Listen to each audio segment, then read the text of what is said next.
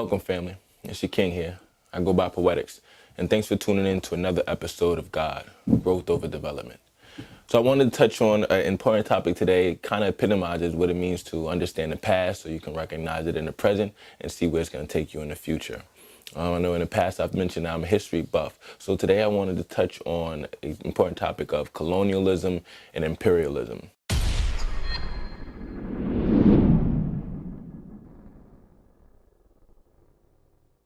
Now, the two are similar, but they're kind of different in very specific ways. So colonialism is basically when a foreign nation comes in and colonizes your land. They take over military, they take over government, they take over culture, they take over religion, language. You're basically assimilated into what the colonizers want you to do. Now, this has been shown throughout history, and we'll get into that a little bit.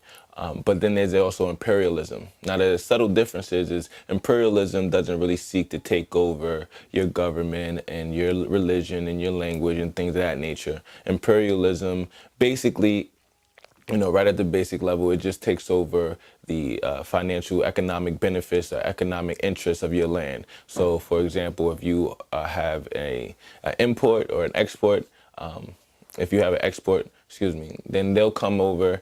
Any land will take advantage of that export, and then they will put their stamp on it, put their flag on it, and profit off a resource that grows or is originally found in your area, your land.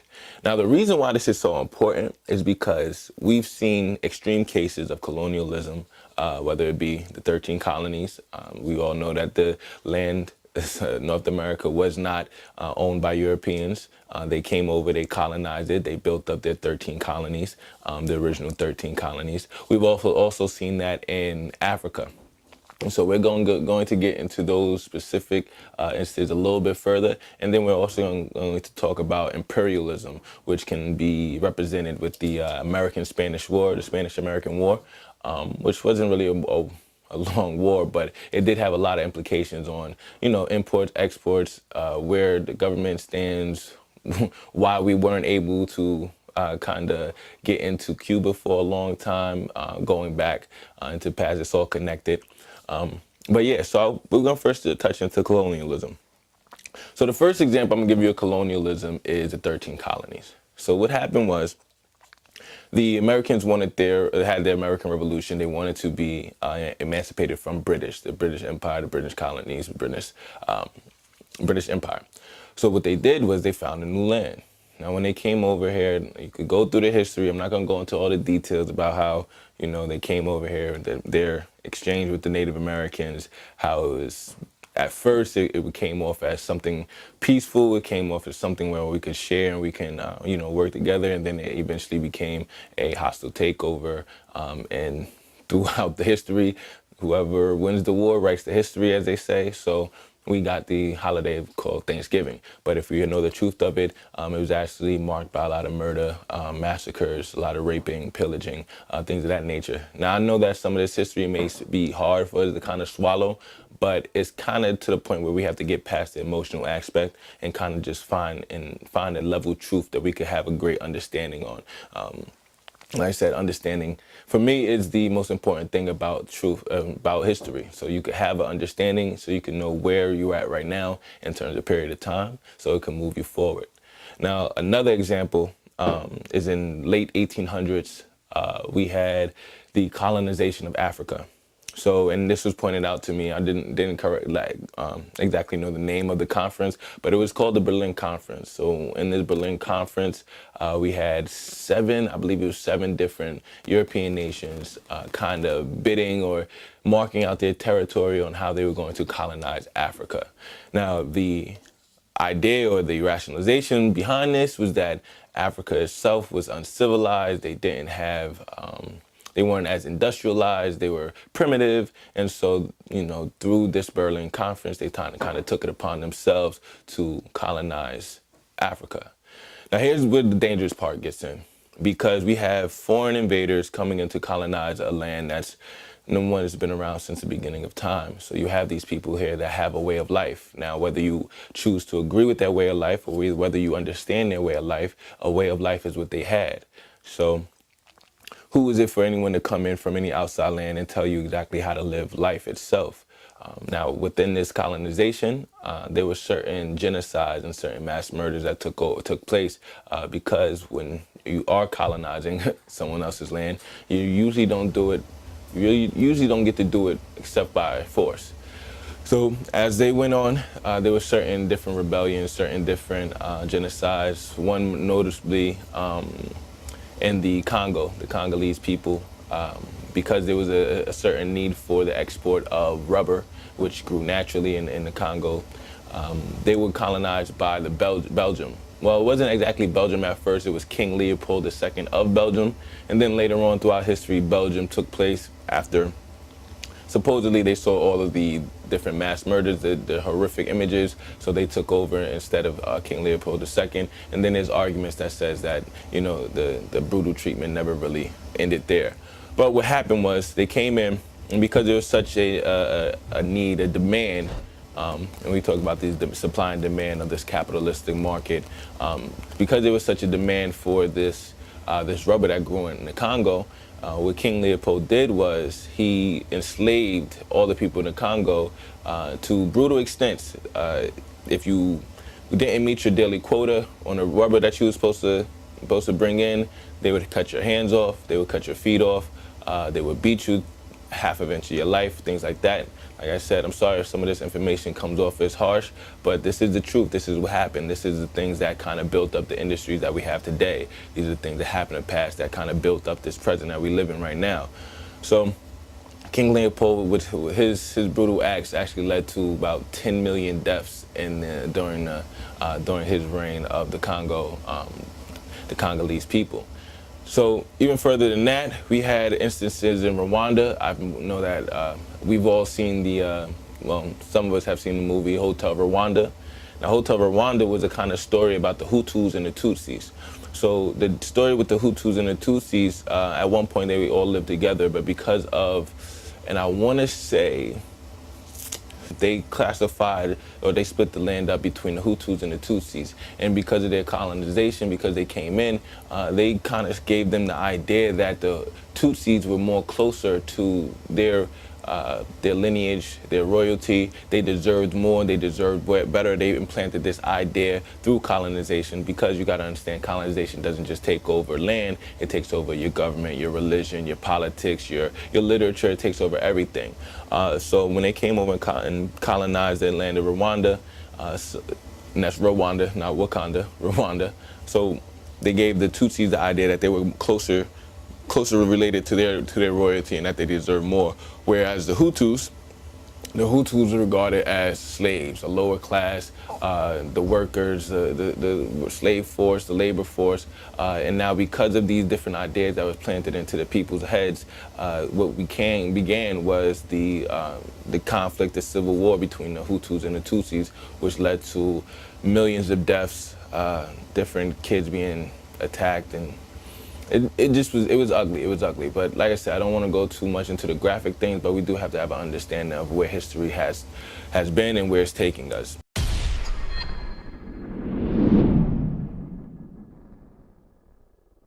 Now, the reason why this is so important, because some of the things that are left over after colonization and imperialism is what I like to call this idea of self-hate. So when you have a people come in and you colonize them and you basically teach them a new culture and new understanding, new way of life, new religion, you give them the idea, the impression that what they were before was less. So you instill this idea of self-hate, because the way they lived, the understanding they had, the teachings, it is regarded as uncivilized. It is regarded as less than. So then when you have somebody that keeps that tradition alive or heritage alive or reminds you of it, you begin a type of self-hate pattern. So one of the things that we struggle with, and you know, different people have their different opinions on it, but this whole self-hate issue within the Black community, we kind of been taught that throughout the years, throughout history, that our lips weren't attractive, or our skin color wasn't attractive, we weren't the ideal ideal image of beauty. And so certain ideas kind of traveled throughout time and didn't really allow us to create this self-love that we could have and should have, especially after different periods of time that represented oppression in our community. Just going a little bit further with that, we start to resent ourselves. We start to resent ourselves and resent others who don't reflect us. So break it just a bit, put it in perspective. Meek Mill had a lyric, a line in his song where he said that the judge that sent to him was black, and it almost made him hate his people. She was trying to impress certain other people, and so to put this in context, when you have foreigners come over and they start to colonize, and they are, throughout history, they have been more advanced, maybe industrially, maybe more advanced weaponry, in terms of weaponry. But if they succeed on any type of level of colonizing a certain area, a certain land, then what happens is they start to push their traditions, they start to put their standards, they start to push their ideology. And now in this situation, the judge, he mentioned the judge was trying to impress certain people. He was trying to impress certain people that were in this position of power or position of authority. Now, when you have these ideas of what is deemed civilized or deemed right or deemed, righteous, you have these people that want to fit into a certain mold. And one of the best ways to fit into this mold is to kind of condemn anyone that doesn't fit in that mold. So for anyone that may not represent the same ideologies as your colonizer, you look down upon them, as so in the Hutus and the Tutsis, in the case of the Hutus and the Tutsis. So this becomes a real dangerous thing for us, because if we allow it to continue over a period of time, we start to condemn our own history. We start to condemn our own heritage, and we start to kind of push it under the rug. So when you may hear certain poets, certain speakers speak about different oppressive points in our history, or you start to think about certain just dark moments in history, you kind of shy away from it because you don't want to hear about it, you want to forget about it. But I said these are key points in history that kind of reflect what's going on, or give you an understanding of why things are going on the way they are going on in today's day and age. So just getting back to this self-hate issue. So self-hate, it leads to certain different things. Number one, it leads to division.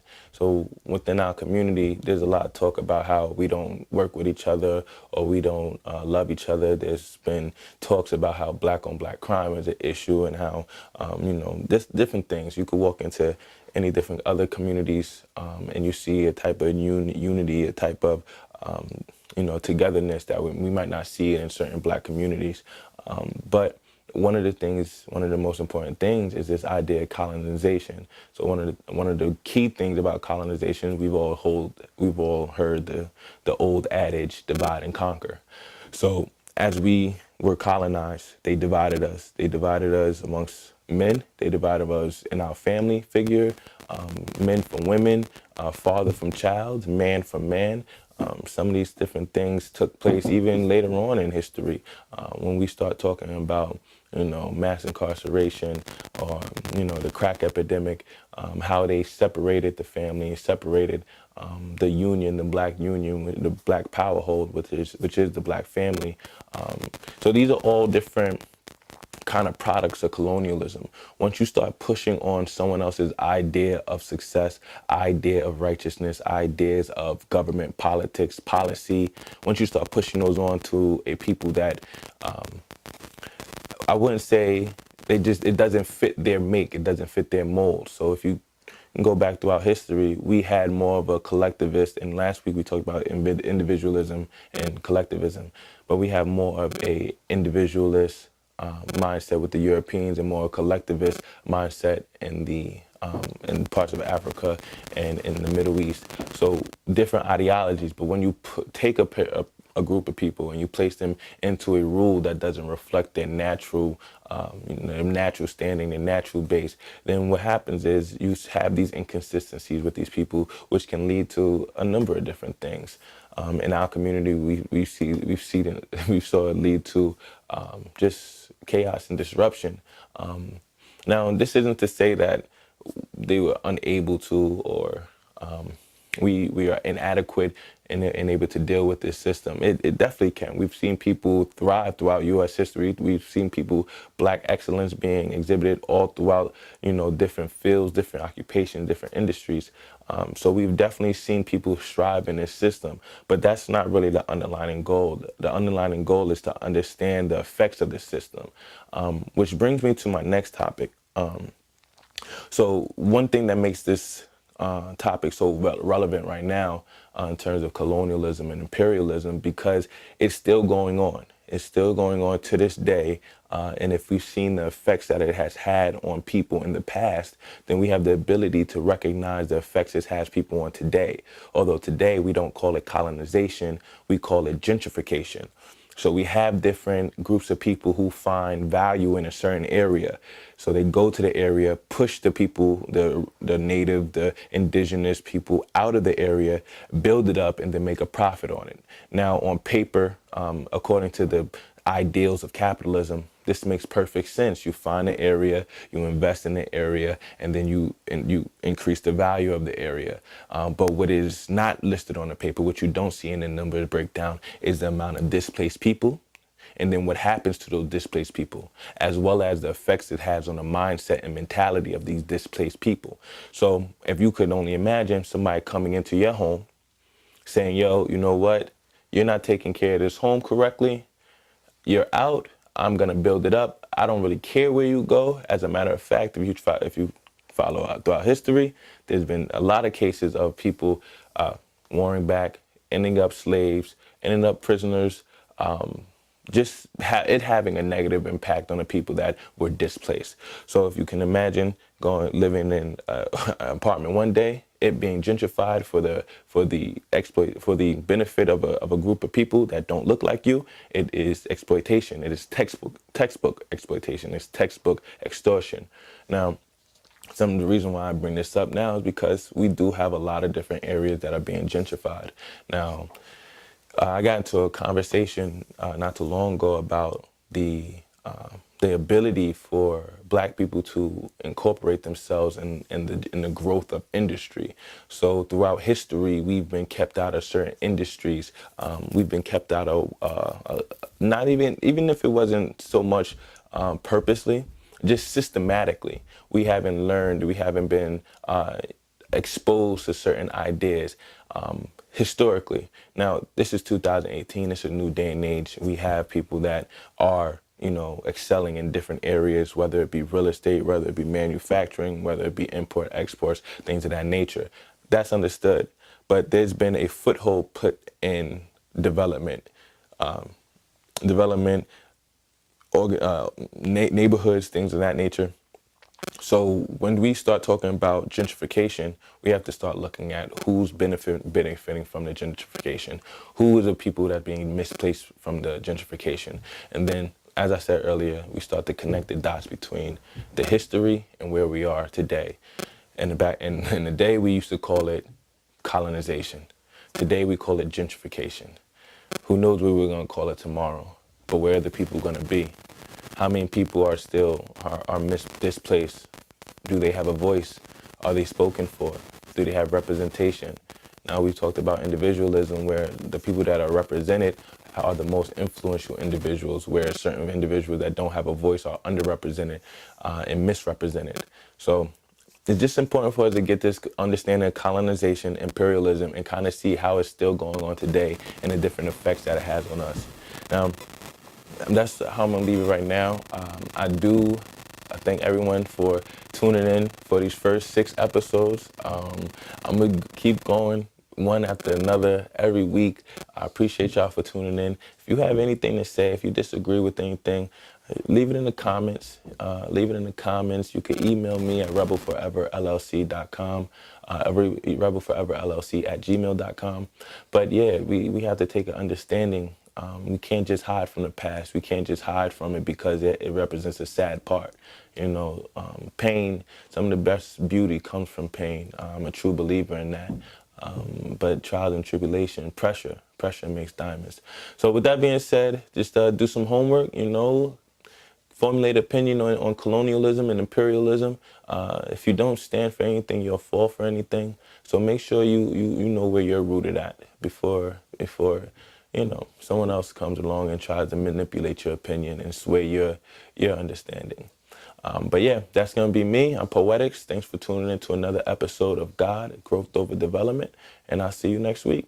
Stay blessed. Stay focused.